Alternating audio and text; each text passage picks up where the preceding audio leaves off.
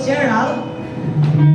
Bro, pagkakwenta, may nagbigay na ng flowers. Kaya, he did what he had to do. Pinakauna niyang binigay actually, pinabili niya sa akin sa upang. Pinabili niya sa akin yung pair of earrings. Pinabili niya sa akin, Ate Jess, pakibili naman. Kanina mo ibibigay kay Mari.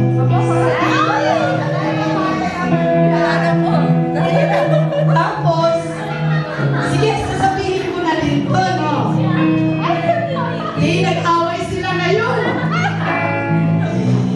Kinakusap ko si Mari Chris. Umiiyak siya. Sabi ko, ano tayo magagawa? Mahal mo ba? Opo. Mahal mo ba? Oo, kasi ako yung nagtulak. Gerald, sabi ko, bro, nagpa-picture sa'yo. Ibig sabihin, may gusto yan sa'yo. Nire-reveal ko na yung mga pangyayari.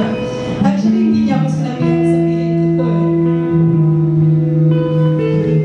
Pero, I'm one of the witnesses po kung paano ninahalagaan ang sarili nila.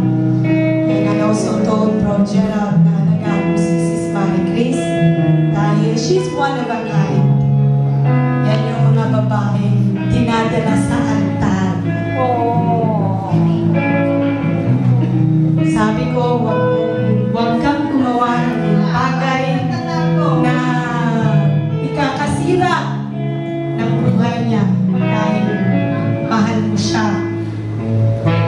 So, may nararamdaman na ba tayo sa mga mangyayari, mga kapatid? Kinakabahan din talaga ako actually. Tapos siya din, nung minessage niya ako, kinakabahan din siya.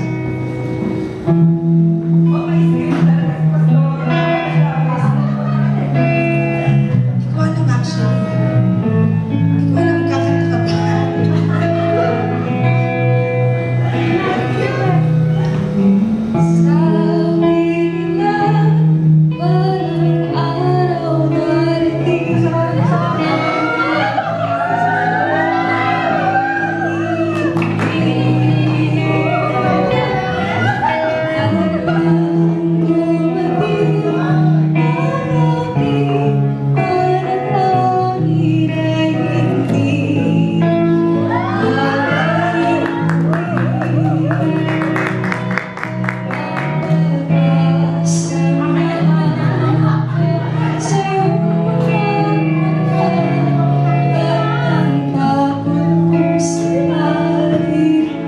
Ika'y mawawala. At ngayon, nandiyan ka na. Di mo maliwanag ang nadarama. Sa'yo ibibigay ako sa mga